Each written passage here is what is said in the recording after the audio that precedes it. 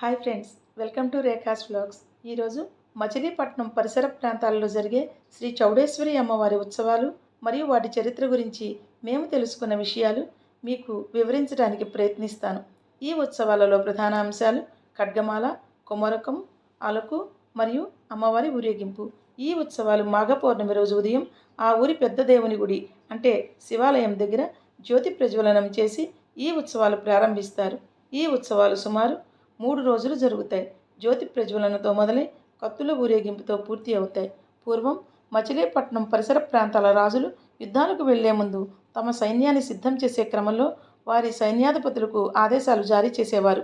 ఆ సైన్యాధిపతులు తమ సైన్యాన్ని సిద్ధం చేసుకుని వారిని ఉత్తేజపరచడానికి ఒక కూటమిగా ఏర్పడి ఆ అమ్మవారిని ప్రసన్నం చేసుకుని యుద్ధానికి వెళ్తే విజయం వరిస్తుంది అని విశ్వసించేవారు. ఈ ఉత్సవాలలో పాల్గొనేవారు తమ సంఘీభావాన్ని తెలుపుతూ తమ ఊరి శివాలయంలో పూజ చేసి ఖడ్గమాల చదువుతారు. ఆ ఖడ్గమాల ఎలా చదువుతారో ఇప్పుడు చూద్దాం.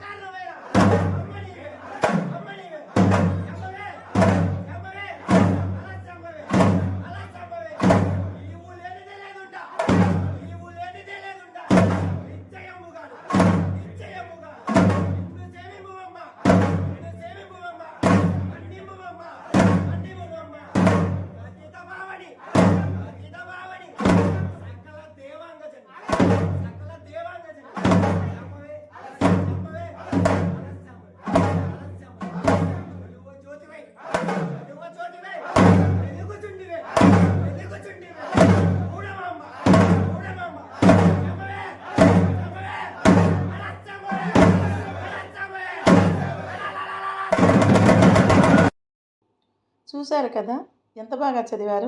ఈ ఖడ్గమాలలో అమ్మవారిని శాంభవి అని స్తుతిస్తూ అమ్మవారి గురించి చెప్తూ శివాలయం నుంచి ఊరేగింపుగా బయలుదేరుతారు. అక్కడి నుంచి కుమరకం అనే ఊరేగింపు మొదలవుతుంది.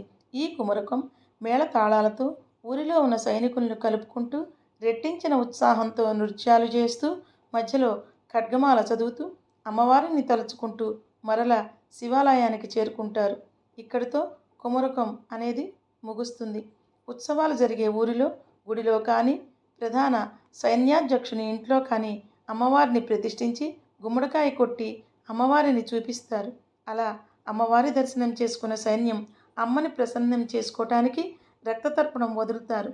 అయితే ఇక్కడ జంతుబలి కాకుండా సైనికులు వారి వారి ఆయుధాలతో తమ ఛాతీ మీద గుచ్చుకుంటూ తమ రక్తాన్ని తర్పణంగా వదులుతారు. ఈ రక్త తర్పణాన్ని అలుకు అంటారు. ఈ అలుకునే పరాకు అని కూడా అంటారు. అలా పరాకు వేసే సమయంలో చుట్టుపక్కల ప్రజలు పరాక్, బహుపరాక్ అని అంటూ సైనికులను ఇంకా ఉత్సాహపరుస్తారు. అలా అమ్మవారిని తీసుకుని శివాలయానికి వెళతారు. అయితే ఇక్కడ అమ్మవారు జ్యోతి రూపంలో భక్తులకు దర్శనమిస్తారు. అది చూడటానికి ప్రజలు తండోపతండాలుగా వచ్చి అమ్మని చూసి పునీతులవుతారు అని అక్కడి వారి నమ్మకం. ఆ మరుసటి రోజు సైనికులు వారి ఆయుధాలను ఊరేగించి యుద్ధానికి వెళతారు.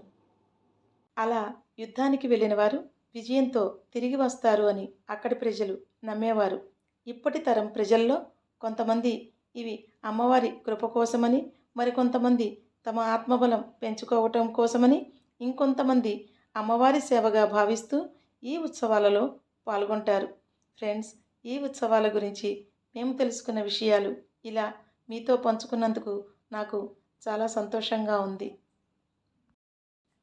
ఫ్రెండ్స్, మీరు ఇక్కడి వరకు మా వీడియో చూశారు అంటే మా కంటెంట్ మీకు నచ్చింది అని అనుకుంటున్నాను. మా ఇన్ఫర్మేషన్ మీకు నచ్చి ఉంటే నా వీడియోని లైక్ చేయండి, షేర్ చేయండి, ఎలా ఉందో కామెంట్ సెక్షన్లో తెలియచేయండి. అలాగే మర్చిపోకుండా మా ఛానల్ని సబ్స్క్రైబ్ చేసి బెల్ ఐకాన్ ప్రెస్ చేయండి. మళ్ళీ ఇంకొక కొత్త వీడియోతో మీ ముందుకి వస్తాం. Thank you.